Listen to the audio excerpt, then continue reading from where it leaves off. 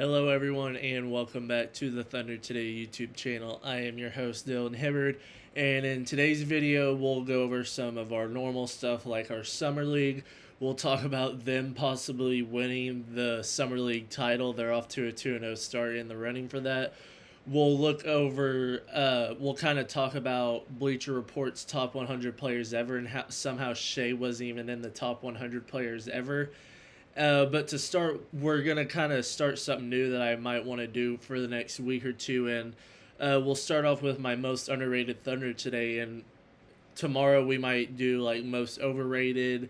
We can do best defender, best bench player, stuff like that. So if you guys have any topic or something you guys want me to talk about, let me know down below and we can kind of make it a daily thing. But for today, we'll talk about who I think personally the most underrated Thunder is and what I'm going to base underrated off of, because there could be many different scenarios or explanations of what people think underrated is to them. For me, I'm just going to use a general consensus of what the media thinks about the player based on their rankings and how much people talk about that player. So if somebody's not getting talked about, but even us Thunder fans know that he's very valuable, but he doesn't get talked about, that is very underrated because he's producing at such a high level, yet he's not getting that attention from people, or it may be the respect or something like that. But I think it really comes down to two Thunder players, and I think you can kind of go a bunch of different ways, but I think the two I look at personally is Lou Dort and Aaron Wiggins.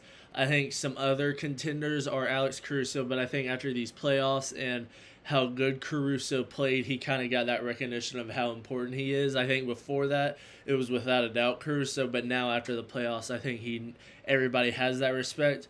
I think before Chet got his extension, he might have been the most underrated, but now people are going to say he's overrated because he's making $50 million a year, and maybe that gets him to a point where he is the most underrated. But for right now, I think he's kind of in that properly rated with that contract extension and everything.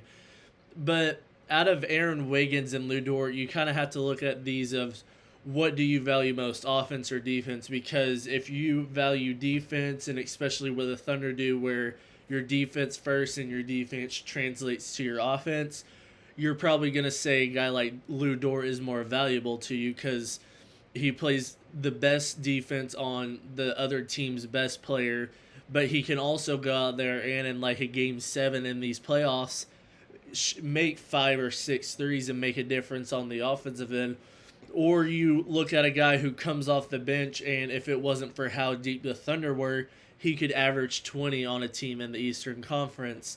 And when he comes out, even on days when the starters don't play for the Thunder, we've seen Aaron Wiggins drop 30 points before whenever he's played the 30 minutes that most starters get. So you have to look at it on the side of Lou Dort is expected to be starter type production. Aaron Wiggins not as much. Lou Dort caters to more the defensive side. Aaron Wiggins more offense, but Aaron Wiggins is still an above average defender. It's just he's more well rounded at everything, where Lou Dort's elite at defense, less on offense, everything else where his main thing is. But to me, I still think it's Aaron Wiggins, and I think it will be for a while just because of the fact I don't think he will ever get starting minutes. I think the most he will get is a potential 6 man of the year run. I think maybe at his peak he could be a 6 man of the year if he stays on the Thunder. If he goes somewhere else, like I said, I believe he could average 20 plus. So that's a whole nother thing. But I just think from his 3-point shooting to his attacking to his defending and just how well-rounded he is as a player, for the Thunder to only be paying him $9.5 million per year, to where Lou Dort, you're expecting him to produce starter level stuff, and you're also paying him $20 million. So you're paying Aaron Wiggins half for a guy who has better offense, still above average defense, and you're just paying so much less. And I think in general, at least going into this next season, it is Aaron Wiggins. It could be somebody else come out of nowhere. Maybe it's one of the rookies that surprise people. Maybe it's Chet proving that his contract is worth it and he's underrated. But those were kind of my thoughts on. I just think Aaron Wiggins value wise is just more on what he produces at his role compared to what Lou Dort is. But you guys could have different opinions on it. Maybe you still think it's J-Dub or somebody like that. But let me know in the comments down below, and let me know in future if you guys want to do more topics and conversations like that, just to kind of stir the pot on those things. But back to Summer League play. The Thunder will play tonight at 5:30 on NBA TV against the Orlando Magic. Like we said, this is the three-headed trio of AJ Mitchell, Topic, and Barnhizer for the Thunder. So three of the kind of one of the better trios in NBA Summer League when you just look at it from talent perspective. You have a guy who already would have played a full season in the NBA if he didn't get injured. A guy who was a rookie last year with Mitchell, but was injured all year, was a projected top 5 pick, and now you have both of them coming in. You have your second-round pick in Barnhizer, who's looking like a defensive and rebounding menace, like another Caruso, like we said yesterday. So a lot to look for from. Hopefully the Thunder can keep it up, and they will also be playing tomorrow as well. I believe they play the Pelicans, so... And, I mean, this kind of brings me into my next topic of if the Thunder win these next two, Thunder are 4-0 and a possible look at the Summer League title. And obviously it doesn't mean much because Summer League is just to kind of showcase the rookies a couple games, get some younger players some minutes and all that. But still, for these young guys, that kind of gives them something to look forward to something to play for just a little bit because you don't want to lose to these guys. So for the Thunder, I mean, you're 2-0 now. It's still very early on. This is just something I kind of noticed today.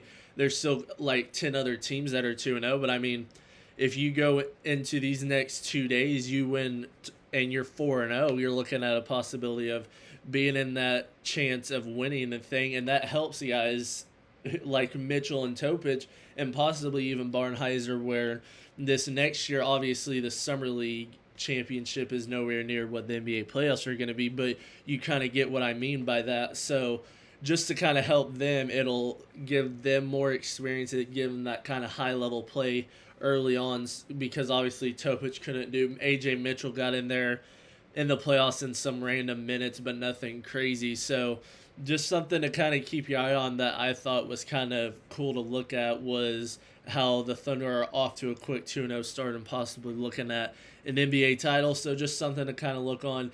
AJ Mitchell averaging 20 points. Topic kind of having an up and down. And Barnhizer, like we've said, had 13 steals over his past 2 games. What does he have in store for tonight and tomorrow? Only time will tell. And then we'll get to our favorite Thunder of all, Shai Gilgeous-Alexander. Bleacher Report's top 100 players of all time came out, and just kind of on their top 10 in general, I thought it was fine. I mean, they had, I believe, the top 3, right, of MJ, LeBron, Kareem, and then Magic 4, Bill Russell 5, guys like that. So I don't think their list was necessarily bad. I mean, everybody, you're never going to put out a list that everybody just absolutely agrees on, and I think that's why places like Bleacher Report, ESPN put it out so frequently, because it gets so much buzz, it gets people talking. I mean, we're making a video here talking about it, but not for that reason, but the reason of Shai is not in the top 100 of all time. And that's kind of, when you look at the list of like the players 1 through 100 through 75, I mean, you see guys who haven't won championships, who've only made like 2 or 3 all-star games, but they're just older players and more iconic players technically because they're from the past. And I don't know if Bleacher Report has taken into effect the Shai stuff because they posted it today, but that's weeks after the Thunder have won the title and all that. So I don't know. I feel like without a doubt, Shai should be in that 60 to 80 range. I mean, you win a title, that automatically puts you in some company that even all-time greats like Stockton, Malone, Harden, Westbrook, I mean, these guys have not won titles. Chris Paul hasn't won titles. So to get one, even when you're not even technically in your prime, when you're hitting your age 26 season, next will be the technically first year of your prime for what most people consider primes. and you already have a title. I mean, LeBron didn't win one till 27. Jordan didn't win one till 27, 28, and you win one at 26. So there's going to be expectations, but it's just kind of weird how I feel like if somebody were to do this so young, I mean, we were quick to jump to Giannis to at his first title at 27. We were already having talks right after that of him being top 20, top 15, and then now Jokic has jumped him, and we're having talks about that. But as soon as Shai wins a title, he's not seen inside the top 100 list. I mean, I don't know if it's just, I don't know what it is, but I mean, he's put up three straight seasons of averaging 30 points. Only MJ has done that. He's now won an MVP, had one of the greatest seasons of all time, and he's just getting started. So, I mean, I'm interested to see what you guys think of that list, and if you really believe or take much into account from people like Bleacher Report, ESPN, and all that.